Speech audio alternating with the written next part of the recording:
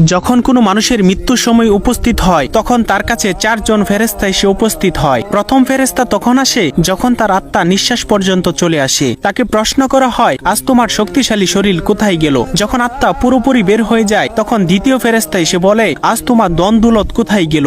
দুনিয়াতে জানিয়ে তুমি গর্ব করিতে। এরপর যখন জানাজা উঠানো হয় তখন তৃতীয় ফেরেশতা এসে বলে, আজ তুমি এমন এক লম্বা সফরে বের হচ্ছ যা এর আগে কখনো করো নাই। আজ তোমাকে এমন এক ঘরে শোয়ানো হবে যেখানে নিঃশ্বাস ফেলানোর জায়গা পর্যন্ত নেই। যখন তাকে কবরে শোয়ানো হবে তখন চতুর্থ ফেরেশতা এসে বলবে, কাল পর্যন্ত তুমি জমিনে চলাচল করেছ, আজ তুমি জমিনের নিচে শুয়ে আছো। কাল তুমি হাসছিলে, আজ তুমি কান্না করছো। কাল পর্যন্ত সবাই তোমার সঙ্গী ছিল, কিন্তু আজ তুমি একা। কোথায় তোমার আদরের স্ত্রী সন্তান যাদের জন্য তুমি মাথার ঘাম পায়ে ফেলে উপার্জন করেছিলে? আজ কেউ তোমার সঙ্গী হবে না একমাত্র আল্লাহ ছাড়া।